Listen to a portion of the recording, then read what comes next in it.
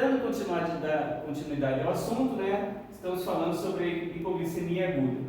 Bom, ela nada mais é do que um baixo nível de glicose, né, corporal. Ela é decorrente de uma má combinação entre a dose de insulina e a glicose sérica, e é a situação especialmente grave no diabético, como nós já comentamos. Isso aqui nós já falamos sobre, né? Vamos dar alguns sinais e sintomas bem importantes. Na hipoglicemia aguda, quando ela é leve, nós temos algumas alterações que nos levam a considerar esta condição inicial. O paciente reclama estar com fome, muitas vezes falando que não comeu nada o dia inteiro. Reclama de náusea, está mal-humorado. Quem é que fica bem-humorado quando está com fome? Diz que está fraco, letárgico ou mesmo com dor de cabeça. Então, essas situações levam a crer que esse paciente está com uma hipoglicemia leve, suave. Evoluindo, né, adiante, vejam que os sinais e sintomas ficam mais sistêmicos. Há um aumento do batimento cardíaco na hipoglicemia moderada, ele transpira, fica pálido. Isso é bem interessante, os pelos ficam levantados, eriçados, como se estivesse com frio, do corpo inteiro. Ansioso, agressivo e com confusão mental. Às vezes ele fala algo desconexo e que faz com que a gente perceba que ele está em quadro hipoglicêmico moderado. Muito bem. A hipoglicemia aguda intensa, muito incomum de acontecer no consultório, mesmo porque o paciente está tão hipotenso que perde a consciência e entra em convulsão, tá? Isso é muito incomum dentro do consultório, mas pode acontecer. Na grande maioria das vezes a gente encontra esses indivíduos caídos na rua depois de terem bebido muito álcool, né? Entra em crise hipoglicêmica intensa, perdem a consciência, entram em convulsão e estão extremamente hipotensos. Esses indivíduos precisam de um ambiente hospitalar para tratamento. Muito bem. O que eu devo fazer enquanto o paciente está na hipoglicemia leve, que é a mais comum de acontecer no consultório?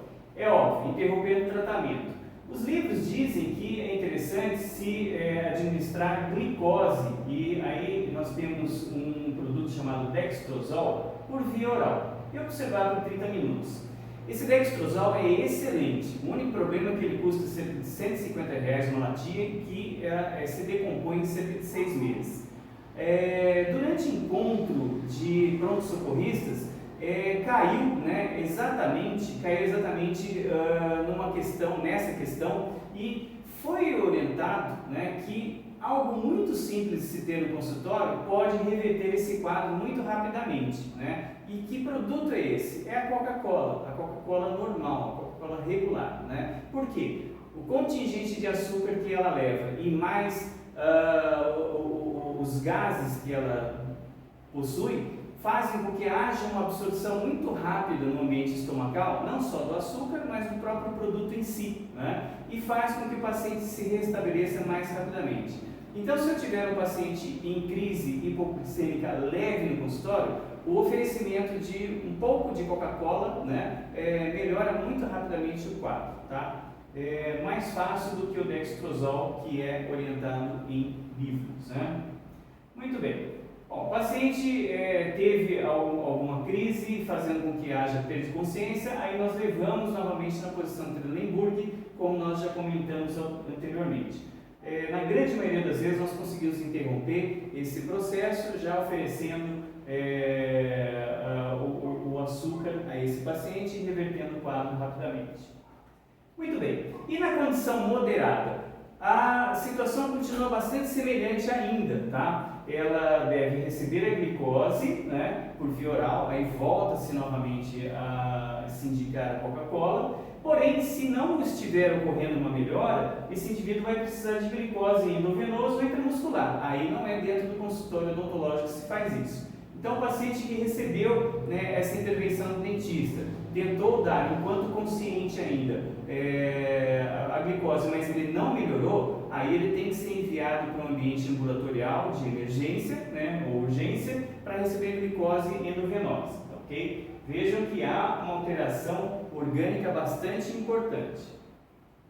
Muito bem, aí o indivíduo recebendo hipoglicemia, na hipoglicemia recebendo glicose glicose, aliás, né? Glicose 50%, 10 ml. E na intensa, obviamente, o tratamento vai ser em ambiente hospitalar de fato, né? O paciente entra num quadro de hipotermia, midríase, ou seja, as pupilas muito dilatadas, o que já revela uma alteração cerebral importante.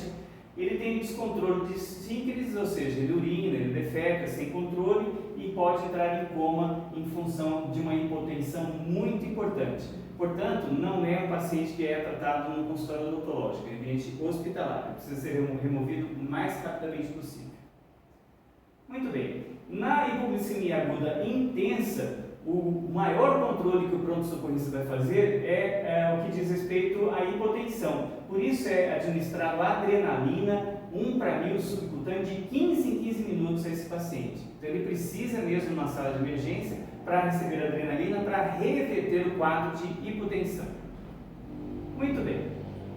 Uma outra condição que nós vamos falar rapidamente é o acidente vascular cerebral, né? Nós temos dois tipos, né? O isquêmico, que é aquele que há uma interrupção do fluxo em função de trombos, né? Na região cerebral. E o hemorrágico é quando nós temos o rompimento de um vaso sanguíneo, menos comum, 15% dos casos, porém mais letal. O que provoca um acidente vascular cerebral? Isso é mais provável no indivíduo que tem hipotensão arterial persistente, sempre maior do que 160 milímetros de mercúrio, né? Outras situações que podem levar em associação, né, ao acidente vascular cerebral. O paciente ser diabético e ter aterosclerose, ou seja, ter tendência à formação de placas de ateroma, de gordura no interior dos vasos sanguíneos.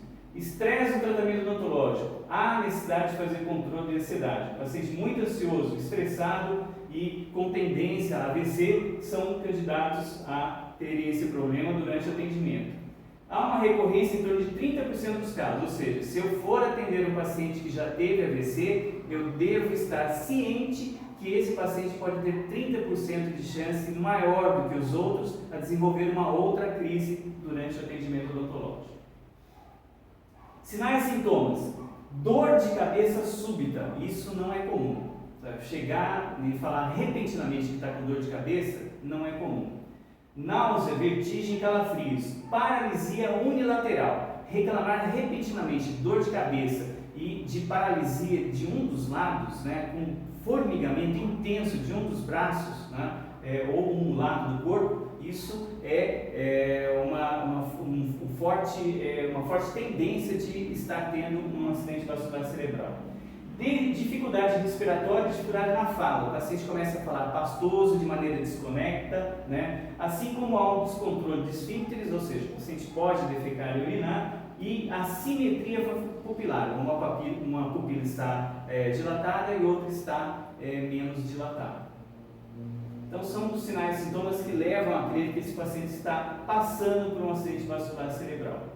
A prevenção, fazer uma anamnese para verificar muito bem se esse paciente tem uma tendência a ter o acidente, verificar os sinais vitais, colher informações do médico, fazer sessões mais curtas pela manhã, principalmente para aqueles pacientes que já tiveram a AVC, controlar o estresse com medicação ansiolítica e controlar principalmente a dor trans e pós-operatória para que elas, né, a dor trans ou pós-operatória, sejam deflagradores de estresse do paciente. Muito bem, existe um acidente vascular cerebral com um pequeno trombo interrompe o fluxo, mas em questão de 5 a 10 minutos ele desobstrui. Então, interromper o tratamento, no AVC transitório, colocar o paciente em posição sentada, monitorar os sinais vitais e sintomas, tá, ok? Normalmente isso tem uma evolução muito benigna. Evoluindo o quadro, se o paciente ainda é consciente, solicitar assistência médica, mas não administrar nem oxigênio e muito menos ansiolíticos quando estiver em crise. Isso atrapalha a interpretação do grau, né, de envolvimento do AVC para o médico pronto-socorrista. Então, esses pacientes ainda conscientes, mas que a gente acredita que esteja tendo um acidente vascular cerebral, deve ser encaminhado imediatamente à avaliação médica, evitando o uso de oxigênio ou ansiolítico. Porém, se ele perder a consciência, aí ele deve ser colocado na posição deitada com a cabeça ligeiramente mais elevada. Aí sim, inconsciente, nós devemos administrar oxigênio e, se tiver uma parada cardiorrespiratória, iniciar o suporte básico de vida o mais brevemente possível e encaminhar para a assistência médica rapidamente. E para finalizar, a crise convulsiva, né? Também incomum, mas eu tive a oportunidade de ter 3 ou 4 situações próximas a mim ou mesmo comigo, né? E é uma crise decorrente de uma desordem, né? Da má função cerebral, consciência, motricidade e alterações sensoriais. Interessante que alguns pacientes relatam a chamada aura pré-convulsiva. Eles falam que sentem cheiros diferentes, né? Percebem luzes piscando. Esses cheiros diferentes podem ser coisas muito incomuns para aquele ambiente, como o cheiro de perfume de rosa ou de amêndoas. Então são sinais e sintomas pré-convulsivos, chamados de aura, que o paciente pode relatar e a gente pode então suspeitar que ele esteja prestes a ter uma crise convulsiva. Então há uma descarga neuronal excessiva, há uma alteração comportamental muito importante, o paciente fica desorientado. Em 65% dos casos são situações idiopáticas, mas em 35% dos casos são causas bem definidas. Olha aqui, trauma crânioencefálico, no caso, estresse agudo, febre, hipoglicemias agudas, síncopes de abstinência, sobredose de anestesias locais e tumores cerebrais. São alterações que podem provocar crises convulsivas definidas, de causa definida. Muito bem. Sinais e sintomas. Alteração de consciência é óbvio que o paciente pode ter, né? Ele começa a ter perda de tônus muscular, primeiramente ele relaxa, mas logo em seguida ele pode ter contrações tônico-clônicas e se começar a se debater. E aí que mora o perigo. Neste debatimento ele pode se machucar. E neste momento nós devemos prevenir injúrias físicas, né? De traumas que essas contrações podem provocar nesses indivíduos. Tratamento. Proteger o paciente e as suas vias aéreas, né? Evitando com que ele se engasgue com a saliva. Normalmente nós colocamos o paciente de decúbito lateral. Falam que precisa desenrolar a língua, esqueçam disso, isso não é verdade, né? O paciente precisa apenas ser colocado em posição lateral para que aquele aumento de salivação possa ser escorrido da boca e não engolido, né, pelo paciente. A posição de recuperação, então, em decúbito lateral, aguardamos de 2 a 3 minutos. Qual é o problema de tentar tirar a língua? Esse paciente, por não ter controle da força muscular, pode inclusive machucar de maneira muito intensa a mão de quem está tentando desenrolar a língua, colocando a mão dentro da boca. Ele pode morder de maneira muito importante. Então, na verdade, não é necessário fazer essa intervenção, tá? Apenas colocar o paciente de decúbito lateral, protegendo a via aérea. Controlar a ansiedade, dar oxigênio 3 litros por minuto, se necessário. Há um constrangimento muito grande quando o paciente volta, ele fica muito envergonhado, então nós temos que dar um suporte, né, em termos de palavras para esse indivíduo, aguardar mais 10 minutos. Na recorrência, com o que não é muito comum, os médicos de urgência dão diazepam para esse paciente ter um controle das contrações. Porém, quem faz essa intervenção é o médico na emergência. Então vejam que nós temos no consultório várias situações onde o paciente, ao se debater, pode se machucar. Então nesse momento, enquanto ele estiver tendo contrações tônico-clônicas, nós devemos proteger fisicamente esse indivíduo desse debatimento para que ele não se machuque em função dele. E, se for necessário, dar oxigênio e sempre deixar esse paciente em hiperextensão do pescoço quando ele estiver retornando da crise, né? Isso vai facilitar a sua ventilação. Como eu falei, né, se houver uma recorrência dessa crise, normalmente tem outros motivos, não só o estresse, né, e em ambiente hospitalar passando vários de impactos para esse indivíduo, né, para que essas alterações de consciência agudas, as crises convulsivas, sejam melhor controladas, tá, ok? Muito bem. O que nós gostaríamos de falar para vocês hoje, né, está finalizado. Nós temos encontro então na semana que vem para discutir os aspectos que não ficaram bem esclarecidos, né, no conteúdo de hoje. Então, até semana que vem, até breve.